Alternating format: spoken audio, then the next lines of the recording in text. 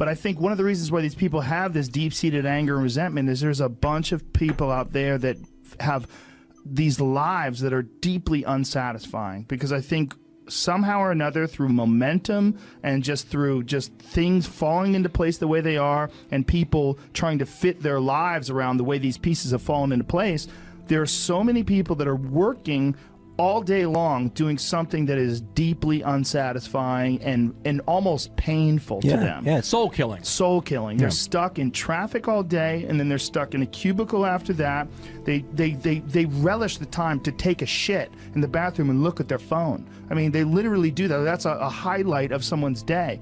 They get in traffic on the way home. They get home after that, they're watching television, and they're fucked. I think that there's a ton of people out there that are probably listening to this that would like to be able to do something else. Absolutely. Whether it's make furniture. Or they don't want a revolution, right. They want to do something that's not soul killing. Yeah, if you make furniture, you make furniture for a living, and you feel a great satisfaction out of that, and you sell that furniture, look, man, making furniture feels good.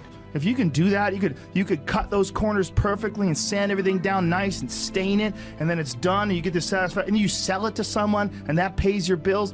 That is infinitely more satisfying than being stuck in some fucking cubicle working for someone that you don't want to work for, having to have these stupid fucking office meetings, talking to people in human resources, sitting down with your supervisor where they evaluate your job performance, and you're not really, you really need to be enthusiastic about this company. This company is your future. This kind of you're like, fuck, kill me now. There's a lot of people out there that would way rather do something else, and I hope they understand that they can. There's a lot of people out there that have interests and they've never pursued those interests because they're fucking tired from doing boring, soul-sucking job. It's hard to go to work and put your effort into that and then come home and then work for yourself. It's very hard. But I'll tell you what, there's a part, like you said, there's a part of it that once you start making stuff for yourself, that's self-motivating, right? I told somebody to start a podcast. I said the first time you get some feedback email, that will kick you in the rear end to keep doing it becomes life is a verb, I always say, and you have to actually act. But by acting, you change everything in your future. And I think there's way more creative people out there than we realize. Oh, yes, absolutely. And I think they would love to have some sort of an opportunity to do something like that, and especially like an artist. Someone who's an artist, man, there's never been a better time to be an artist because you could showcase your work. And look, if you send me something cool and, send it to me on Twitter, and I'll fucking retweet it. Totally. I retweet things all the time. And all that takes is someone else has to see that and say, wow, that's amazing. And then it just propagates to all these different people's Instagram feeds and all these people's Twitter feeds, and next thing you know, you've got a business and you're up and running. And it's not going to be easy and it's not going to be quick. But the job you're doing now ain't easy or quick. The soul killing one ain't easy or quick either. But people think like, oh, how long is that going to take? Oh, but when you start out doing a podcast, well, I only got 10 downloads. Well, that's how it works. I just did it as a passion project. And I think if people have a regular day job, if you could just find some one thing that you do as a passion project and just keep building on it, just keep watering it, keep adding fertilizer, keep giving it attention, keep giving it focus, and you can escape. You can escape, and you can be self-serving. You could be okay. You're going to be okay. You just do something that's good. Stop saying it's saturated. If you're good, it'll stand out. This idea that, like, oh, it's easy for you to say. Everybody's got these stupid barriers they put in their own head. You got to resist those goddamn things because they don't do you any good, and they certainly define the potential for your future in a negative way. It's not self-serving, and it's not even real. You put this artificial ceiling on the potential for what you're doing. If you hit a wall, okay, that just means you need to regroup and rethink. It doesn't mean that wall's there, especially when it comes to something like social media or like a podcast, something where you're putting out a piece of art. You're putting out something that you've created. There's no wall as far as like how many people are going to enjoy it or how far it's going to go. It's just, it is what it is. And if people don't like it, make it better. If they like it less, fix that. Figure out a way to do it.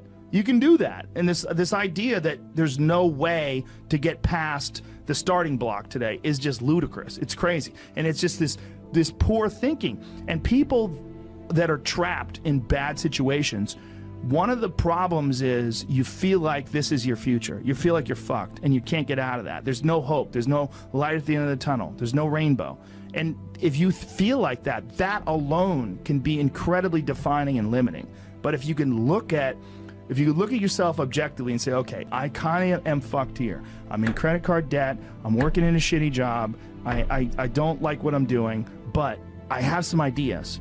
I need to feed those fucking ideas. And I need to feed them and water them, and I need to set aside a certain amount of time every day to just try to make those things happen. You can do that. I think here's an important thing too. Failure is important. It is important. I think failure teaches you things that you don't learn from success. I think failure gives you an opportunity for self-examination. It also gives you a feeling that is very uncomfortable. And that very uncomfortable feeling helps you grow. That when you feel like shit and you screw something up, like when I've had bad podcasts, my podcast has always gotten better afterwards. When I've had bad stand-up sets, I've always gotten better after that, because those bad sets motivate you. They give you a perspective like, hey, here's some clear examples of where you fucked up. Yeah, what not to do. Yeah, don't look at these failures as like proof that you suck.